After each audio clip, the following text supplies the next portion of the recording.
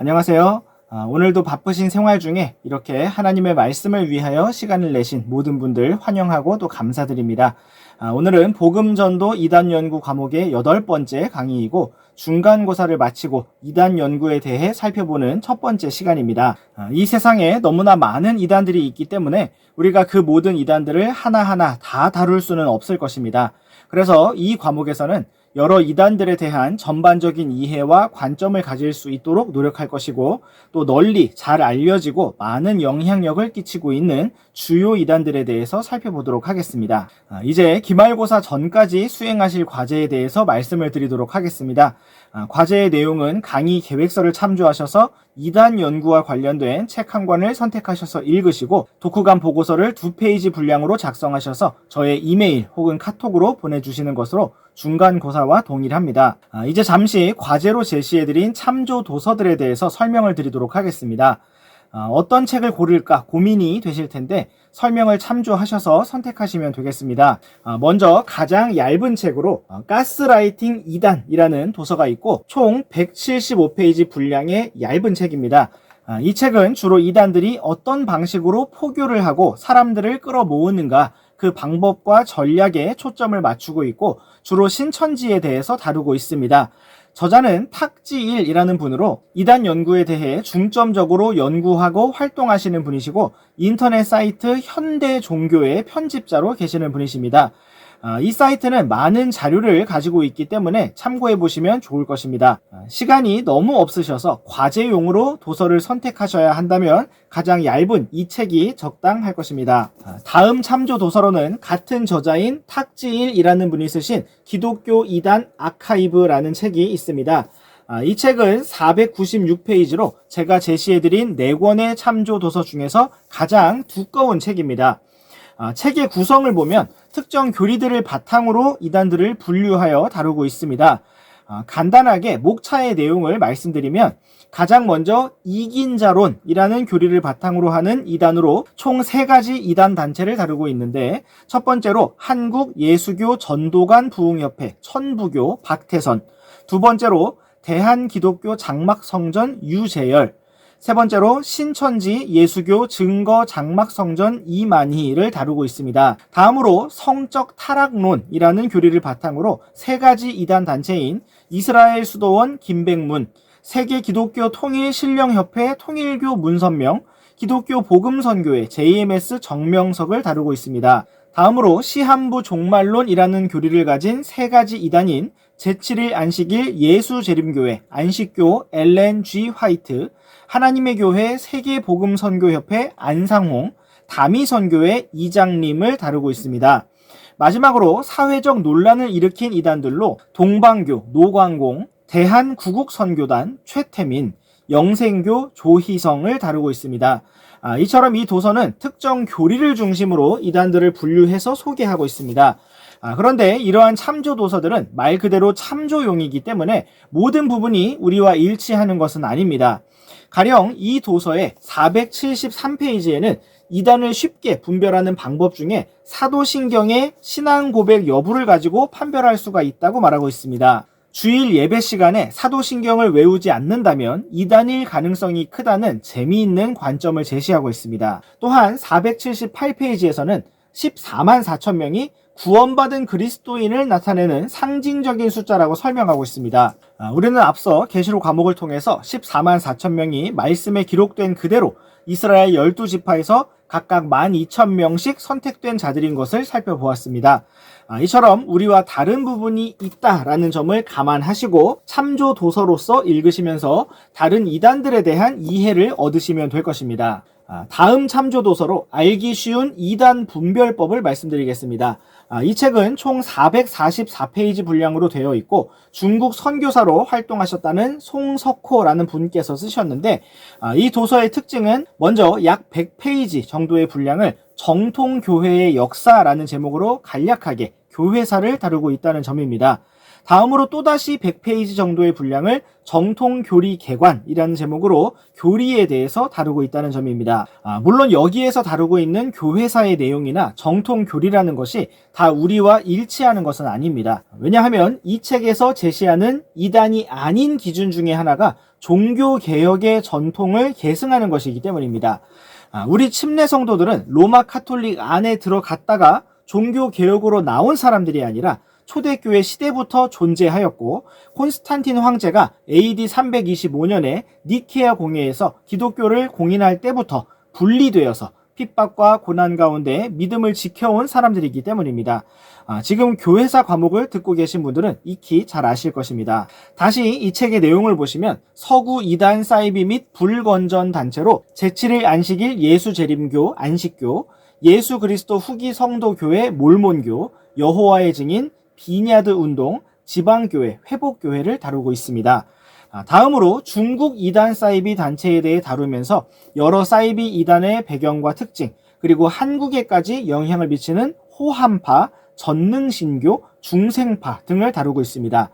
마지막으로는 한국의 이단 및 사이비에 대해 다루고 있는데, 세계평화통일가정연합 통일교 문선명 한학자, 신천지 예수교 증거장막성전 신천지 이만희, 기독교 복음선교회 JMS 정명석, 하나님의 교회 세계복음선교협회 안상홍 증인회 장길자, 10개 석국총회 한농복구회 엘리야복음선교회 박명호, 세칭 구원파 박옥수 이요한 권신찬 유병원, 성락교회 김기동, 예수중심교회 이초석, 세계복음화 다락방 전도협회 다락방 류광수, 만민중앙교회 이재록, 사랑하는 교회 등을 폭넓게 다루고 있습니다. 그리고 이후에 이단 대처법이라는 주제로 이단이 생기는 원인, 분별하는 방법, 특징 등을 다루고 있습니다. 이 책에서는 과거 이단 연구를 많이 하셨던 탁명환 소장의 분별법을 소개하는 가운데, 사도신경의 경우 일부 침례교회가 예배에서 암송하지 않는 경우도 있기 때문에 예배 형식으로 구분할 것이 아니라 실제 신앙 고백의 내용을 보아야 한다고 적어 놓기도 하였습니다. 또한 이 책에서는 한국 주요 교단이 규정한 문제단체 목록을 적어 놓았는데, 여기는 우리가 현재 사용하는 흠정역 성경을 번역하신 사랑심례교회 정동수 목사님 이름도 등장하고 있습니다. 정확하게 이단 사이비로 규정한 것은 아니지만 예의주시, 참여 금지 등의 등급을 매기고 있고, 이단적인 교리로 설명된 부분은 킹제임스 성경만이 영감된 번역본이라는 주장, 말씀 보존학회 아류라고 적혀 있습니다. 재밌는 것은 비냐드 은사 운동은 이단으로 분류해 놓고 순복음교회는 정통교회로 받아들이고 있다는 점입니다. 그래서 우리는 이 명단을 무조건 올바른 것으로 받아들일 수는 없고 대부분 옳으나 잘못된 것도 있다라는 점을 기억하고 있어야 할 것입니다. 마지막 참조도서는 이단 사이비를 경계하라라는 책입니다. 이 책은 총 384페이지 분량으로 되어 있고, 먼저 이단의 정의와 판정 기준, 대처 방법 등을 전반적으로 설명하고 각 교리에 대한 정통교회의 관점과 이단들의 차이를 대략적으로 설명하고 있습니다. 다음으로는 신천지와 이만희의 정체, 핵심 교리, 전략, 사례들, 대처 방안을 제시하고 있습니다. 이와 같은 방식으로 하나님의 교회, 안상홍 증인회에 대해서, 구원파에 대해서, 통일교회에 대해서, 그리고 이슬람교회에 대해서 다루고 있습니다. 각 도서에서 다루고 있는 이단들이 조금씩 다르기 때문에 평소에 관심을 가지셨던 이단이 있다면 그 부분을 다루고 있는 도서를 읽으시면 되겠습니다. 구글에 도서명을 검색해 보시면 목차를 금방 찾으실 수 있으니 참조해 보시면 되겠습니다. 다음으로 참조도서는 아니지만 시중에 나와 있는 도서를 하나 더 소개해 드리자면 바로 이단 감별사들의 한국교회 대사기극이라는 책입니다. 앞서 저자명을 언급해 드릴 때 탁지일이라는 분이 계셨는데, 조금 검색을 해보니 이분의 아버지인 탁명환이라는 분께서 계속해서 이단 연구를 하시고 사람들에게 알리다가 어떤 이단자에게 습격을 당해 사망했다는 소식이 있었습니다. 그리고 그분의 장남인 탁지일이라는 분이 계속해서 그 일을 이어받아서 하고 있습니다. 처음에는 이단 연구와 관련해서 탁씨가 이렇게 많은가 해서 가족인가 하고 검색해 보다가 추가적인 자료들을 보게 되었습니다. 뉴스와 논단이라는 사이트에서는 탁명환 씨와 그분의 아들인 탁지일 씨를 비판하면서 이 사람들이 비양심적이고 비도덕적이라고 쓰고 있었습니다. 통일교를 비판하다가 돈을 받고 타협해서 사과문을 신문에 게재하기도 하고 빚에 시달리다가 갑자기 건물을 사기도 했으며 탕명환 씨는 이단자에게 습격을 받은 것이 아니라 불륜 현장이 발견되어 남자에게 맞아 죽었다는 등의 이야기가 기록되어 있었습니다. 이단 간별사들의 한국교회 대사기극이라는 도서에서는 이와 같은 내용들을 다루면서 그동안 이단 간별사들이 어떻게 자기들 마음대로 이단을 규정하고 돈을 받고 했었는지 하는 부정부패에 대해서 기록하고 있습니다. 우리 과목에서는 이러한 내용을 중점적으로 다룰 것이 아니기 때문에 이 정도만 언급을 드리도록 하겠습니다. 이렇게 언급을 드리는 것은 우리가 참조 도서로 선정한 책의 저자가 얽혀있는 글들이기 때문이고 실제로 어디서부터 어디까지가 사실인지 혹은 이단들이 악의적으로 나쁜 소문을 만들어낸 것인지 다 확인을 할 수가 없습니다. 다만 우리는 성경을 믿고 주님을 믿는 사람들로서 이단들을 잘 분별하여 우리 자신의 믿음을 지킬 뿐만 아니라 우리에게 맡겨진 주님의 양들, 형제 자매들을 믿음으로 지켜내는 길로 나아갈 수 있기를 원합니다. 이제 이단과 사입이라는 단어의 의미에 대해서 그리고 이단들의 기원과 역사에 대해서 살펴보도록 하겠습니다. 이단이라는 말은 한자로 다를 이자에 끝단자로 되어서 처음부터 대부분의 내용이 같지만 끝이 다르다는 의미를 가지고 있습니다. 갈라디아서 3장 3절에서는 너희가 그렇게 어리석으냐 너희가 성령 안에서 시작하였다가 이제 육체로 완전하게 되었느냐라고 기록하면서 갈라디아 성도들이 처음에는 복음을 믿으면서 성령 안에서 바르게 시작하였으나 끝으로 가면서 율법의 행위를 붙들게 되고 육체로 완전하게 되려고 하면서 잘못하게 된 경우를 정확하게 보여주고 있습니다. 또한 우리 함께 베드로후서 2장 1절 말씀을 보시겠습니다. 그러나 백성 가운데 거짓 대언자들이 있었던 것 같이 너희 가운데도 거짓 교사들이 있을 터인데 그들은 정죄받을 이단 교리들을 몰래 들여와 자기들을 사신 주를 부인하기까지 하고 자기들에게 신속한 파멸을 가져오리라. 네, 이 말씀은 이단들의 활동과 이단 교리들의 특징에 대해 잘 보여주고 있습니다. 과거 구약 시대에 거짓 대언자들이 있었던 것처럼 신약 시대에도 거짓 교사들이 있을 것이라고 말씀하심으로써 이러한 이단들의 존재가 신약 시대에만 존재한 것이 아니라 구약 시대에도 있었다는 것을 보여주고 있습니다. 또한 이단 교리들에 대해서 정죄받을 이단 교리들이라고 강력하게 표현하심으로써 하나님께서 정죄하시고 심판하실 것임을 분명하게 말씀하고 있습니다. 또한 이단들의 활동에 대해서 몰래 들여온다고 표현하고 있는데 이것은 그들이 공개적으로 자신들의 교리를 나타내기보다는 은밀하게 몰래 전파한다는 특징을 보여주고 있습니다. 그리고 그 마지막 결과에 대해서는 자기들을 사신 주를 부인하기까지 하고 자기들에게 신속한 파멸을 가져오리라고 말씀하고 있습니다. 결국 모든 이단들의 마지막은 주 예수 그리스도를 부인하고 특정 사람들, 교주들을 신봉하게 되는 것입니다.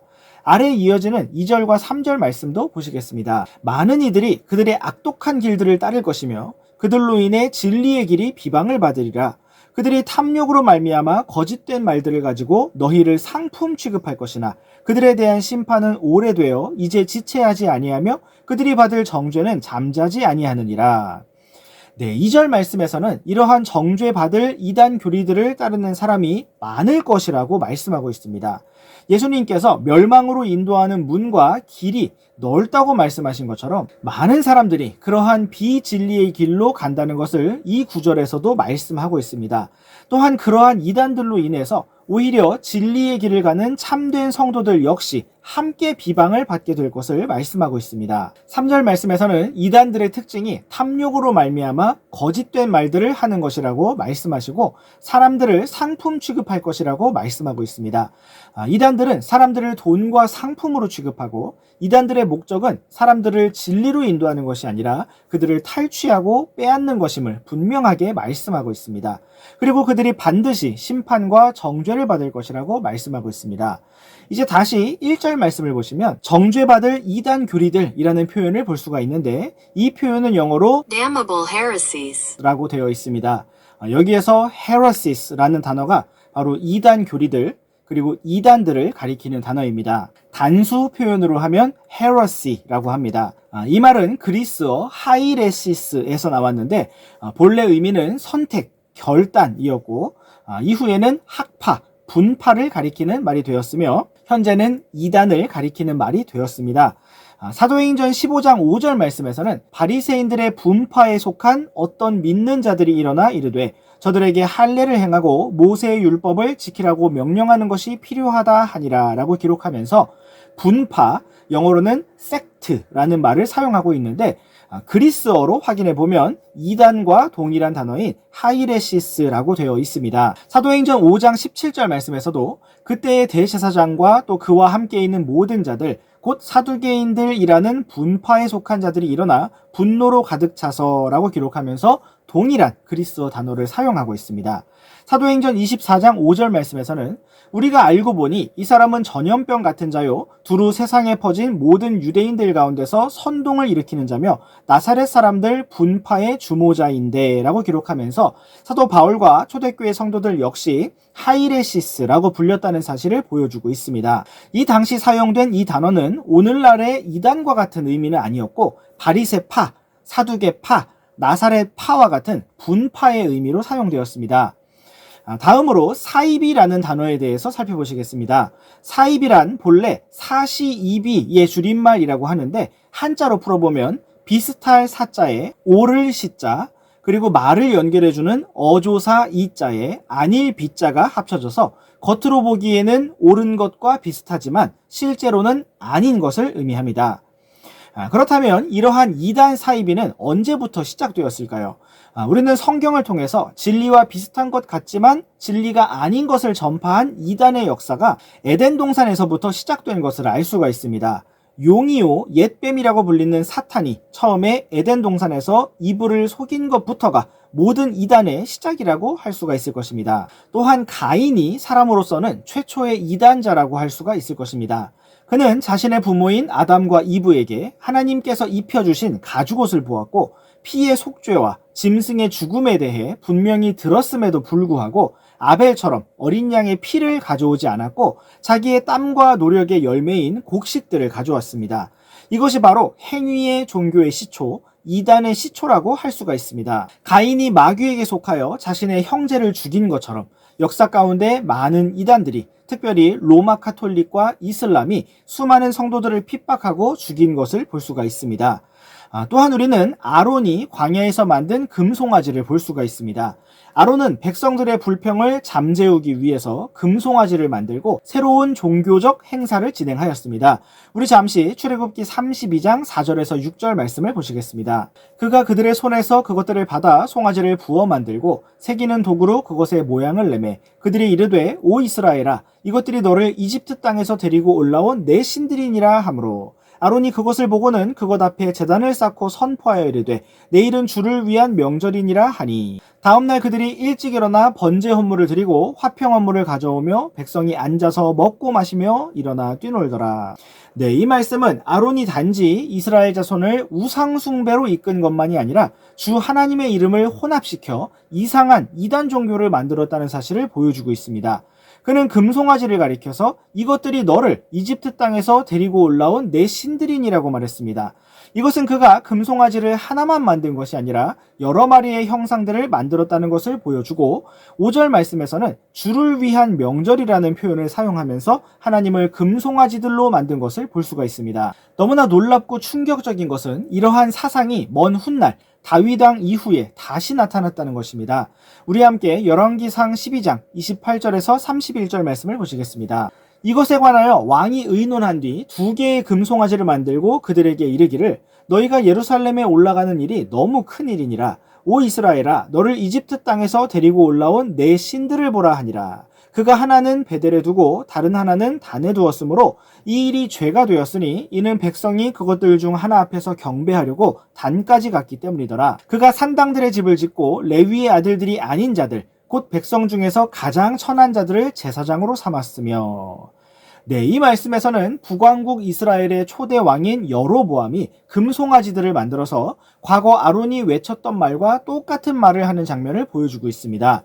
그는 금송아지들이 이스라엘 자손을 이집트 땅에서 데리고 올라온 신들이라고 말했습니다. 그리고 그는 31절 말씀처럼 백성의 천한 자들을 제사장으로 삼아서 새로운 종교를 탄생시켰습니다. 이제 우리 함께 사사기 18장 19절과 20절 말씀을 보시겠습니다. 그들이 그에게 이르되 너는 조용히 하고 내 손을 내 입에 대라. 우리와 함께 가서 우리에게 아버지와 제사장이 되라. 내가 한 사람 집의 제사장이 되는 것이 더 낫겠느냐? 혹은 이스라엘 안에 한 가족, 곧 한 지파의 제사장이 되는 것이 더 낫겠느냐 하니, 그 제사장이 마음속으로 기뻐하여 에봇과 드라빔과 새긴 형상을 취하고 그 백성의 한가운데로 들어가니라.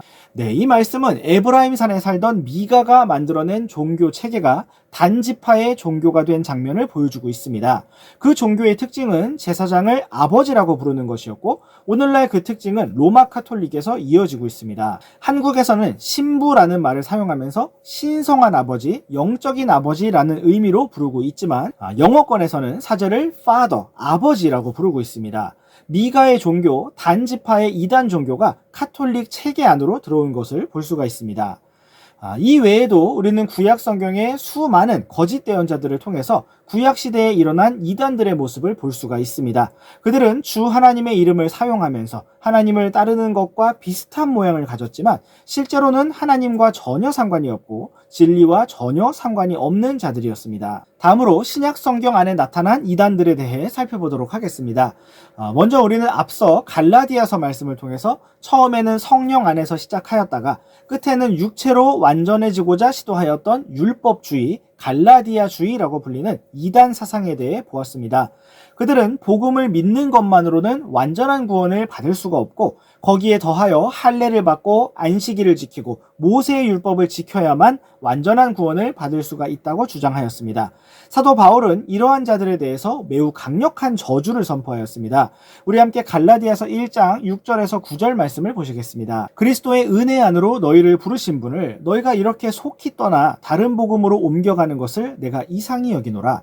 그것은 다른 참 복음이 아니며 다만 너희를 어지럽히고 그리스도의 복음을 왜곡하려 하는 어떤 자들이 있도다.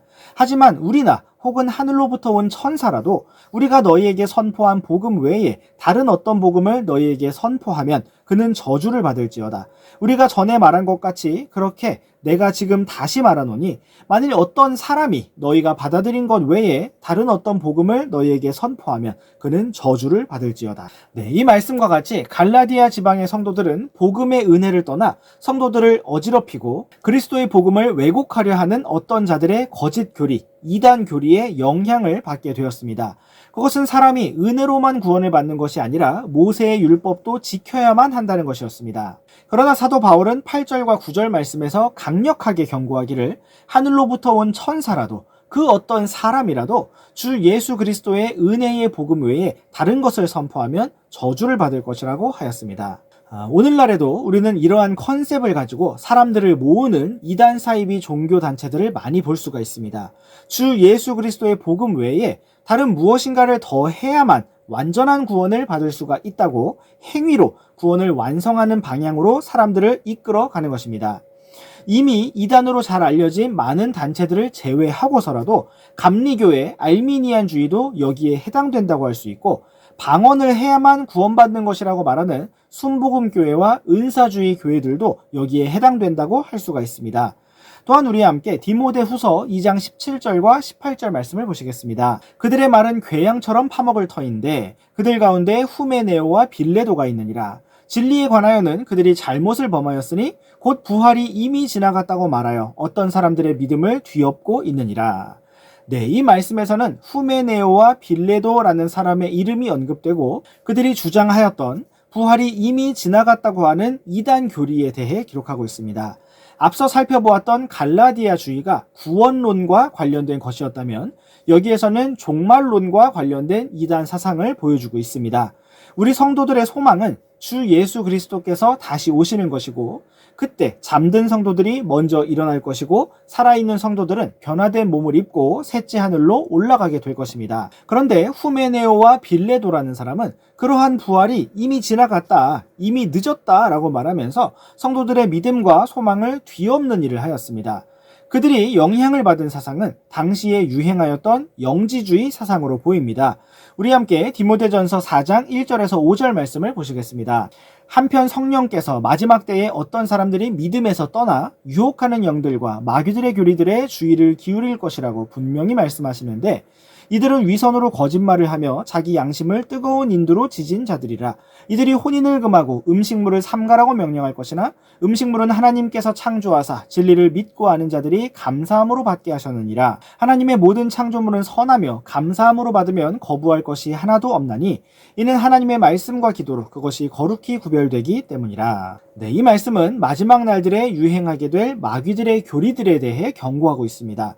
이 말씀에 해당되는 사람들은 원래 믿음을 가지고 있던 사람들이고 그들이 믿음에서 떠나 유혹하는 영들과 마귀들의 교리들에 주의를 기울이게 될 것이라고 말씀하고 있습니다. 이처럼 원래 믿음을 가지고 있었지만 믿음에서 떠나 유혹하는 영들과 마귀들의 교리들에 주의를 기울이게 된 사람의 특징은 2절 말씀처럼 위선을 행하게 된다는 것입니다.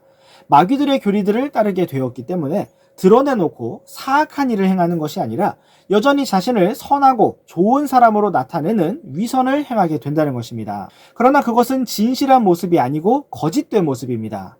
그리고 그렇게 거짓된 말을 하고 거짓된 삶을 살면서도 즐겁고 평안한 이유는 양심을 뜨거운 인두로 지져서 감각이 마비되었기 때문입니다. 그러한 마귀들의 교리들의 내용은 3절 말씀처럼 혼인을 금하고 음식물을 삼가라는 것인데 이것이 겉으로 보기에는 마귀에게 속한 것처럼 보이지 않고 어떤 문제가 있는 것처럼 보이지 않습니다. 그러나 이것은 철저히 영지주의에 속한 가르침인데 왜냐하면 영지주의는 눈에 보이는 물질적인 것은 모두 악하고 눈에 보이지 않는 영적인 것은 모두 선하다는 개념을 가지고 있기 때문입니다. 이러한 개념 안에서 하나님께서 친히 만드신 결혼을 악한 것이라고 규정하고 하나님께서 마음대로 먹으라고 하신 음식물을 금지하는 사상이 생겨난 것입니다. 히브리서 13장 4절 말씀에서는 결혼은 모든 사람들 가운데서 존귀한 것이니 잠자리를 더럽히지 말라. 그러나 음행을 일삼는 자들과 간음하는 자들은 하나님께서 심판하시리라 라고 기록하면서 하나님께서 결혼의 울타리를 벗어난 음행과 간음에 대해서는 심판하실 것이지만 결혼 그 자체는 존귀한 것이라고 분명히 말씀하고 있습니다. 이러한 영지주의 사상에 심취했던 당시 사람들은 예수님께서 이 땅에 오신 것조차 물질적인 몸으로 오신 것이 아니라 영으로 오셨다고 주장하였고 예수님께서 몸으로 부활하신 것이 아니라 영으로 부활하셨다고 주장하였으며 예수님께서 재림하시고 잠든 성도들이 일어나는 것 또한 영적으로 이미 다 일어난 일이라고 주장하였습니다. 오늘날에도 이러한 사상 가운데 천년왕국이 이미 영적으로 우리 안에 이루어졌다고 주장하는 사람들이 있습니다. 이러한 영지주의 사상 안에서 성경 말씀도 문자적으로 해석할 것이 아니라 영적으로, 풍유적으로, 은유적으로, 비유로 해석해야 한다는 사람들이 등장하였고 오늘날의 신천지 역시 성경이 다 비유로 되어 있으니 자신들만이 풀 수 있다고 주장하는 것을 볼 수가 있습니다. 우리 함께 요한일서 4장 1절과 2절 말씀을 보시겠습니다. 사랑하는 자들아 영을 다 믿지 말고 그 영들이 하나님께 속하는지 그것들을 시험하라. 이는 많은 거짓 대언자들이 나와 세상에 들어왔기 때문이라. 너희는 이것에 의해 하나님의 영을 알라. 곧 예수 그리스도께서 육체 안에 오신 것을 시인하는 영은 다 하나님께 속하고. 네, 이 말씀은 거짓 대언자들에 대해 경고하면서 모든 영을 다 믿을 것이 아니라 그 영들이 하나님께 속하였는지 시험해 보아야 한다고 말씀하고 있습니다. 영지주의는 눈에 보이지 않는 영적인 것이 다 선한 것이라고 주장하였지만 성경은 그것이 아니고 악한 영들도 있기 때문에 반드시 시험해 보아야 한다고 말씀하고 있는 것입니다. 또한 하나님의 영은 오직 주 예수 그리스도께서 육체 안에 오신 것을 시인하는 영이라고 말씀하고 있습니다. 주 예수님께서 실제로 사람의 몸을 입고 이 땅에 오셨고 실제로 십자가에 달려 죽으시면서 피를 흘리셨으며 실제로 몸을 입고 부활하셨다는 사실을 믿어야만 한다는 것을 강조하고 있는 것입니다. 이처럼 신약 성경에 나타난 이단들은 복음과 구원론을 변질시키고 종말론을 변질시키며 또한 그리스도론을 변질시키고자 한 것을 볼 수가 있고 그러한 교리들로 인해서 결혼을 하거나 음식을 먹는 것과 관련된 실제 삶에도 많은 영향력을 끼친 것을 볼 수가 있습니다.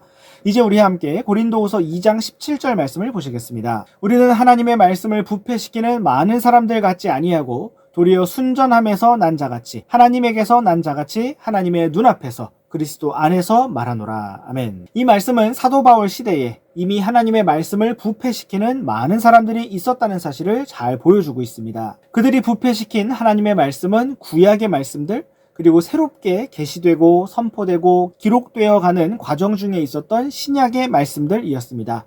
사도들을 사칭하거나 예루살렘으로부터 보냄을 받았다고 거짓으로 정통성을 주장하는 거짓 교사들도 있었습니다. 이러한 이단 사상들과 활동 방식들이 오늘날까지 계속해서 이어져서 오늘날에도 많은 이단 단체들이 존재하고 큰 규모와 교세를 가지고 있습니다. 다음으로 이단들에 대해서 더 다루기 전에 정통주의의 신앙 고백으로 알려지고 이단을 분별하는 기준이라고 알려진 사도신경에 대해 살펴보도록 하겠습니다. 저도 초등학생 시절에 동네에 성결교회를 다닐 때는 사도신경을 잘 외웠었지만 침례교회로 옮긴 뒤에는 다 잊어버렸습니다. 지금 강의를 듣는 분들 중에서도 잘 기억하시는 분이 있는가 하면 다 잊어버리셨거나 아예 처음 접하는 분들도 계실 것입니다. 도대체 사도신경이 무엇이길래 일반 교회들에서 이단을 분별하는 기준점으로 삼는가 한번 살펴보도록 하겠습니다.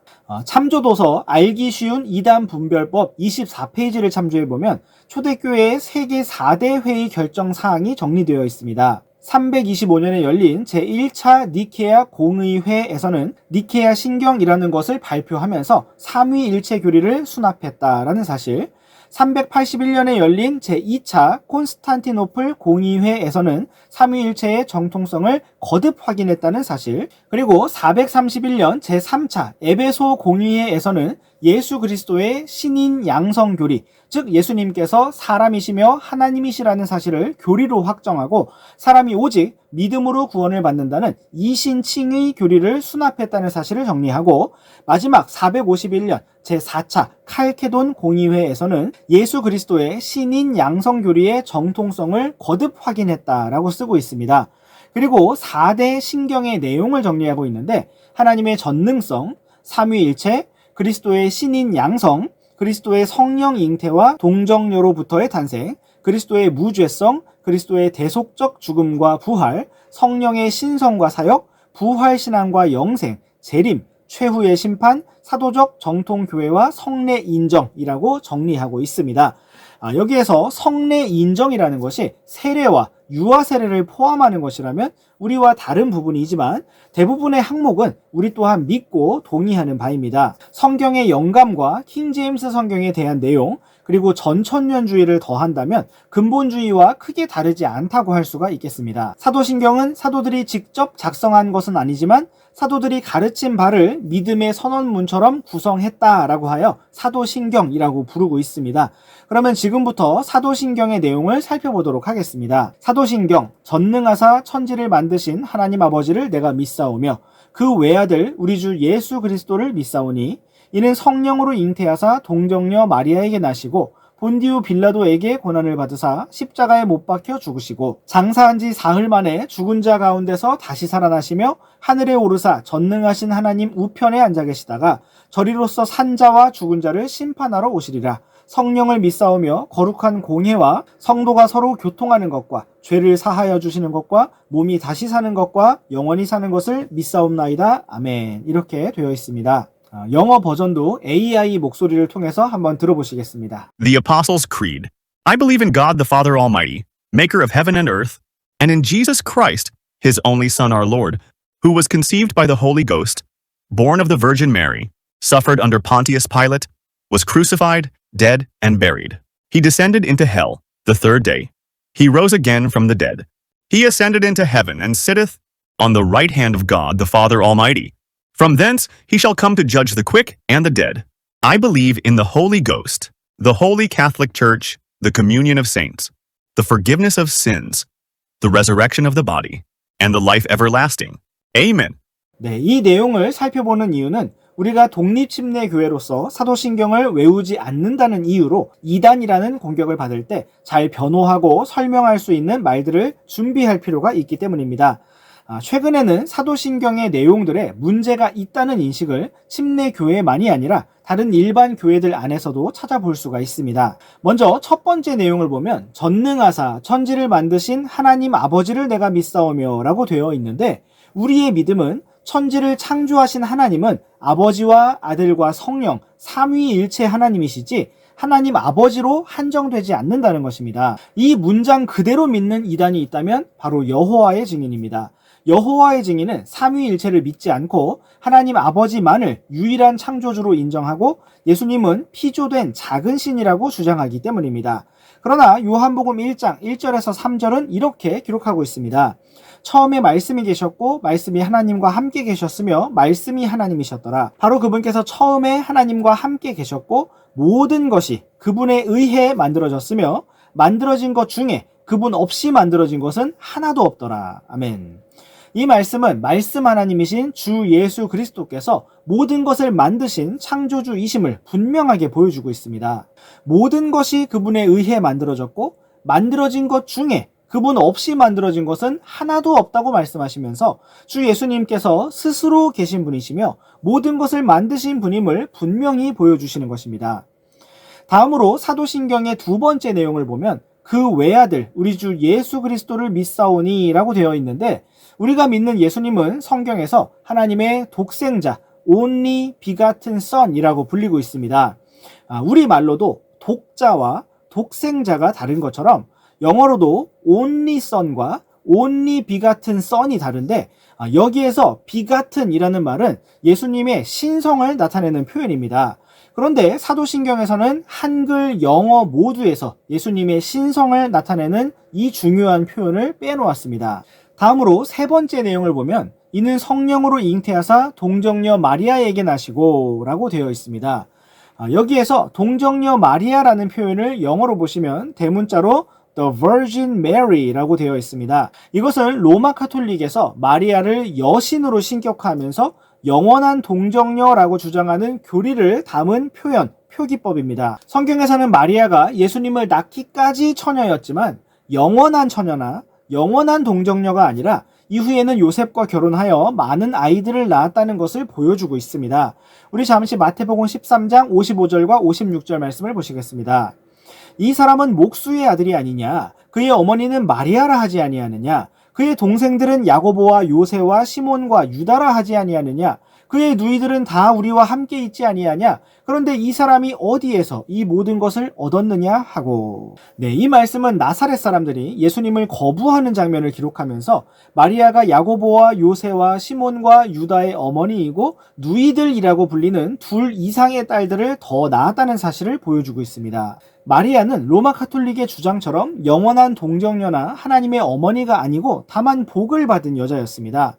사도신경의 다음 내용인 본디오 빌라도에게 고난을 받으사라는 내용은 성경의 내용을 정리한다기보다는 왜곡하고 있는데 그 이유는 빌라도가 예수님을 주도적으로 핍박한 것이 아니라 오히려 유대인들이 폭동을 일으키려고 했기 때문에 어쩔 수 없이 십자가에 넘겨준 사람이었기 때문입니다. 다음 내용인 장사한 지 사흘 만에 죽은 자 가운데서 다시 살아나시며 라는 부분은 영어와 다른데 영어 원문의 경우 He descended into hell. He descended into hell, 즉 그분께서 지옥에 내려가시고 라는 부분이 있습니다. 이 내용은 예수님께서 친히 요나의 표적을 말씀하신 것처럼 땅의 심장부에 내려가셨고 십자가에 달린 강도에게 오늘 나와 함께 낙원에 있으리라고 말씀하신 것처럼 땅의 심장부에 있던 낙원에 가셨음을 언급한 것으로 보여집니다. 그러나 이 부분은 영어 원문으로 볼 때 예수님께서 마치 지옥에 가셔서 죄인들과 같이 고통을 당하신 것으로 오해할 만하고 한글에서는 아예 삭제했기 때문에 문제가 있는 부분이라고 할 수가 있습니다. 또한 거룩한 공회라는 부분은 영어로 The Holy Catholic Church라고 되어서 문자 그대로 카톨릭 교회를 부각시키고 있습니다. 본래 의미는 보편적이고 일반적인 교회를 나타낸다고 하지만 결국 카톨릭 교회를 가리키는 말로 이해될 수밖에 없는 표현입니다. 다음으로 성도가 서로 교통하는 것과 라는 부분은 살아있는 성도들의 믿음의 교제를 의미하는 것이 아니라 로마 카톨릭의 관점에서 볼 때 죽은 성자들에게 기도문을 올리고 교통하는 예식을 말하는 것입니다.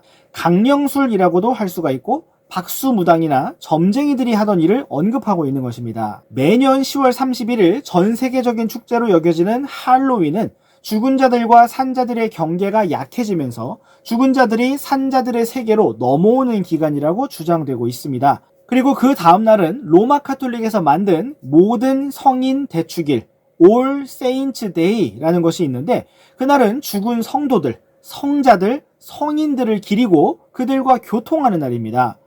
예전에는 이날을 만성절이라고 불렀는데 영어로는 All Hallows Day라고 불렀고 그 전날인 10월 31일 저녁은 만성절 전야를 의미하는 All Hallows Evening이라고 불렀다가 이것이 바로 오늘날의 할로윈이 된 것입니다. 온갖 사탄적인 일들의 주요 근원이 로마 카톨릭인 것을 금방 알 수가 있습니다.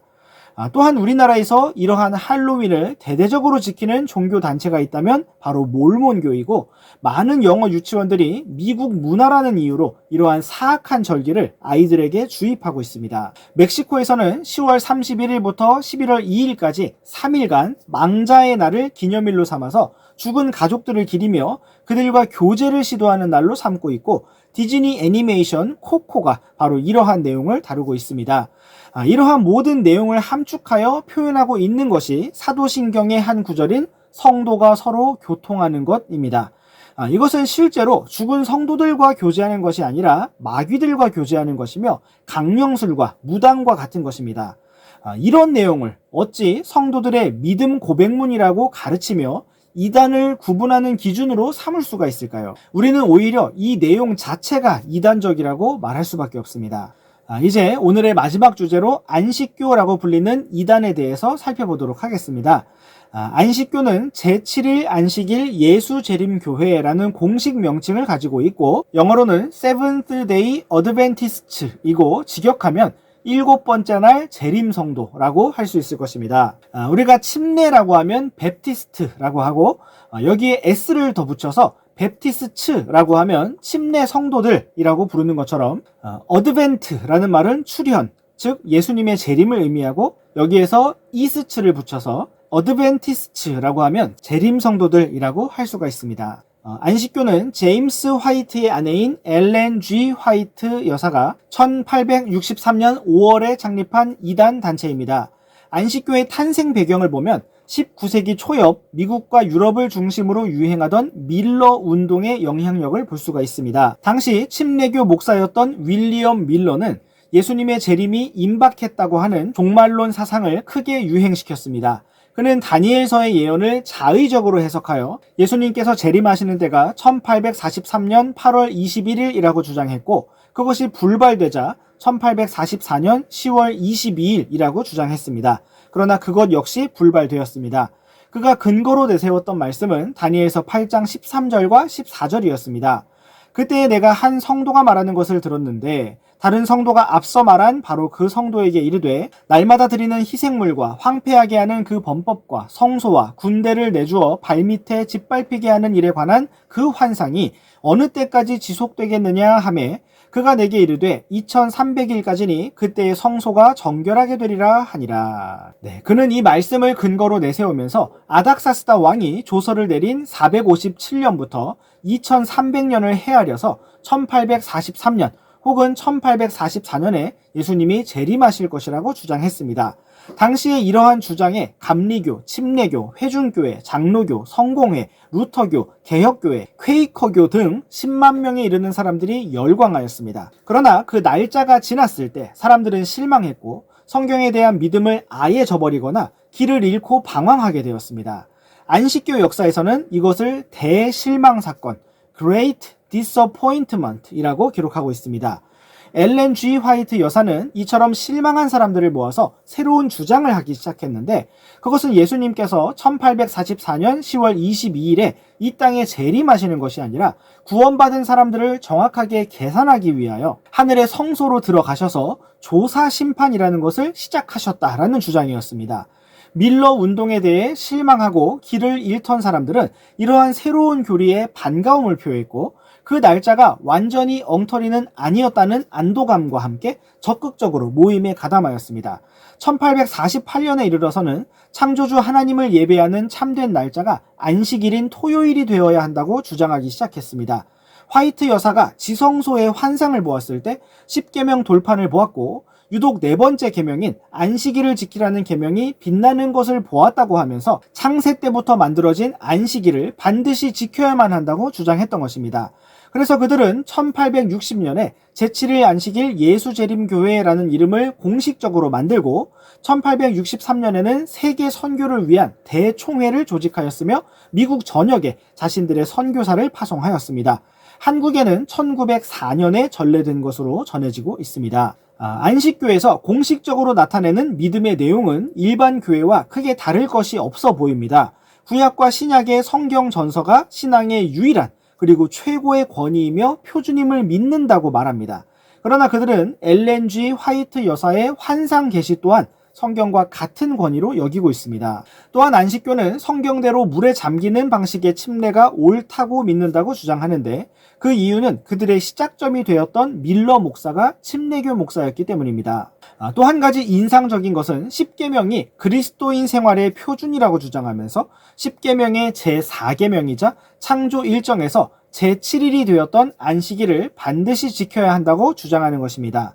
교회관을 보면 오직 안식교만이 지상에서 유일한 하나님의 남은 자의 교회라고 주장하고 구원관을 보면 그리스도 십자가 구속을 통한 구원의 역사를 믿는다고 하지만 다니엘서 8장 11절에서 14절, 9장 24절에서 27절에 근거하여 조사 심판을 통한 구원을 믿는다고 말합니다. 안식교는 구원을 큰 구원과 영원한 구원으로 구분하는데 큰 구원은 믿음으로 얻는 구원이지만 언제든지 취소될 수가 있는 불완전한 구원이기 때문에 사실상 의미가 없는 것이고 영원한 구원은 안식일과 율법을 지킴으로써 얻어지는 구원으로 흠도 없고 티도 없어야 받는 완전한 구원이라고 합니다. 결국 행위로 구원을 받아야 한다고 가르치는 것입니다. 안식교의 교리서에는 사람들이 최후의 심판날에 하나님의 거룩한 율법의 표준에 의하여 심판을 받을 것이기 때문에 율법의 행위를 철저히 지켜야 하고 완전한 성화를 이루어야 하며 품성의 변화를 위해 부정한 음식과 육식을 금하고 채식을 해야 한다고 가르칩니다. 앞서 살펴보았던 마귀들의 교리가 정확하게 나타나고 있습니다. 저는 초등학교 5학년 때 길을 가다가 누군가가 설문지를 작성해달라고 해서 보니 안식일에 대한 내용들이 있었습니다. 안식일이 언제부터 있었느냐라는 질문을 통해서 모세의 율법 이전에 창세기 때부터 라는 답을 유도하고 안식일을 지켜야만 하는 근거를 제시하려고 했습니다. 당시에는 안식교인지 몰랐고 잠시 이상한 점에 대해서 살짝 논쟁을 했던 것 같은데 정확히 기억이 나지는 않습니다. 그렇다면 성경은 무엇이라고 말씀하고 있을까요? 우리 함께 골로새서 2장 14절에서 17절 말씀을 보시겠습니다. 우리를 대적하고 우리를 반대하던 것, 즉 손으로 규례들을 기록한 것을 지우시고 그것을 길에서 치우사 그분의 십자가에 못 박으셨으며 권력들과 권능들을 망하게 하사 십자가 안에서 그들을 이기시고 공개적으로 그들을 구경거리로 삼으셨느니라.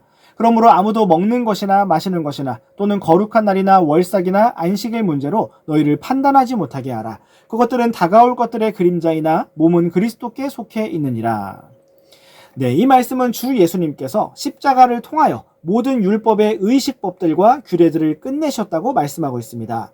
그것은 16절 말씀처럼 먹는 것, 마시는 것, 거룩한 날이나 월삭이나 안식일과 같은 조항들이었습니다. 그것들은 다가올 것들의 그림자들이었고 주 예수님과 신약의 진리를 나타내거나 가리키는 것들이었습니다. 안식교는 이러한 말씀에도 불구하고 안식일과 율법을 지키는 것을 그들의 용어로 영원한 구원의 길로 제시하면서 저주받을 거짓 복음을 선포하고 있는 것입니다. 안식교를 전하는 사람들이 처음부터 이렇게 다른 부분을 부각시키고 강조하면서 접근하는 것이 아니기 때문에 성경을 잘 알지 못하는 일반 교회 사람들은 쉽게 속아 넘어갈 수가 있습니다. 사실 오늘날 대부분의 사람들은 안식일을 지키고 있는데 그 이유는 토요일에 출근하지 않고 집에서 쉬는 사람들이 많기 때문입니다. 초대교회부터 사도들과 성도들이 모인 날을 보면 안식일 다음 날인 한 주의 첫날 혹은 여덟째 날이라고 불리는 주 예수님께서 부활하신 날입니다. 우리 함께 요한복음 20장 1절 말씀을 보시겠습니다.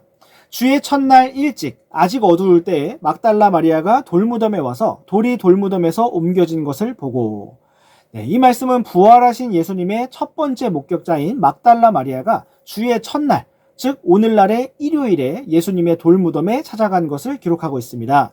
또한 요한복음 20장 19절 말씀도 보시겠습니다. 그 뒤 같은 날 곧 주의 첫날 저녁 때에 제자들이 유대인들을 두려워하여 모인 곳에서 문들을 닫았는데 예수님께서 오사 한가운데 서서 그들에게 이르시되 너희에게 화평이 있을지어다 하시고 이렇게 기록하면서 제자들 역시 같은 날 곧 주의 첫날 저녁 때에 부활하신 예수님을 만난 것을 기록하고 있습니다. 이때부터 제자들은 주의 첫날에 모이는 습관을 형성하게 되었던 것으로 보입니다. 우리 함께 사도행전 20장 7절 말씀도 보시겠습니다. 주의 첫날에 제자들이 빵을 떼기 위해 함께 오니 바울이 이튿날 떠나려고 준비한 채 그들에게 말씀을 선포하며 계속해서 한밤중까지 말을 하니라. 네, 초대교회 성도들이 날마다 모일 때도 있었지만 그렇게 매일 모이지 않는 기간에는 주로 주의 첫날, 바로 한 주간의 첫 번째 날인 일요일 날 모인 것을 볼 수가 있습니다. 오늘날에는 이 날을 주일이라고 부르는데 영어로는 Lord's Day라고 해서 주 예수님께서 부활하신 날을 가리키는 것입니다. 또한 고린도전서 16장 2절 말씀도 보시겠습니다. 주의 첫날에 너희 각 사람이 하나님께서 자기 일을 번창하게 해주신 대로 자기 곁에 모아두어 내가 갈 때에 모으는 일이 없게 하라. 네, 이 말씀은 고린도 성도들이 예루살렘의 성도들을 위해 지원 헌금을 모으는 것에 대해 기록하고 있는데 주의 첫날에 모일 때 그렇게 헌금을 모으라고 말씀하고 있습니다. 이것은 초대교회 성도들 안에 주의 첫날, 주일날 모이는 것이 일반적으로 자리 잡고 있었다는 것을 보여줍니다. 사실 오늘날 신약의 성도들은 어떤 요일에 모여야 한다는 명령을 받은 적이 없습니다.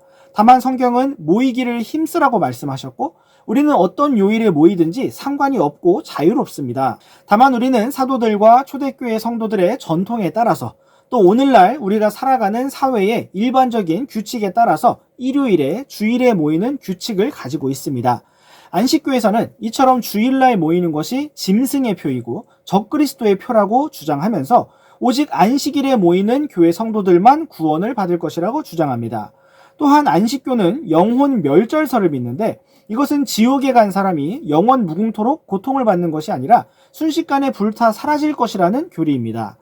이런 교리대로라면 굳이 지옥을 무서워할 필요도 없어 보이는데 그들은 이렇게 성경과 다른 주장을 하고 있습니다. 한국의 경우 안식교는 왕성하게 활동하고 있습니다. 교육 분야, 구호, 의료, 출판, 외국어 학원, 건강식품, 청소년 기술 교육 등의 사업을 하고 있고 전국에 초등학교 10개, 중학교 8개, 고등학교 7개, 대학교 1개, 전문대학 2개, 대학원 2개의 교육기관을 운영하고 있는 것으로 알려져 있습니다.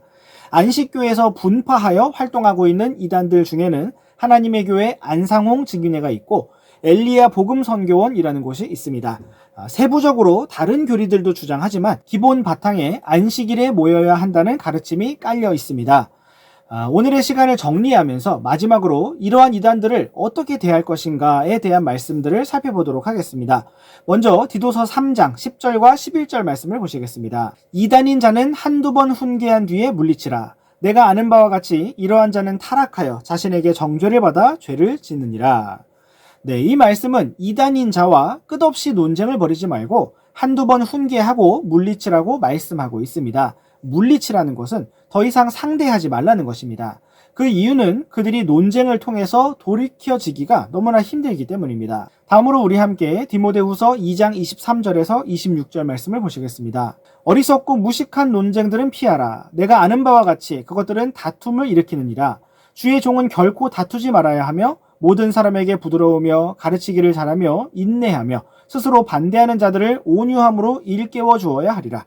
혹시 하나님께서 그들에게 회개를 허락하사 진리를 인정하게 하실 수도 있으니 이것은 마귀의 뜻대로 마귀에게 사로잡힌 자들이 마귀의 올무에서 벗어나 자신을 되찾게 하려 함이라. 네, 성경은 주의 종이 말씀의 검을 가지고 이단들과 치열한 전투를 벌이라고 말씀하시지 않고 어리석고 무식한 논쟁들을 피하라고 말씀하고 있습니다.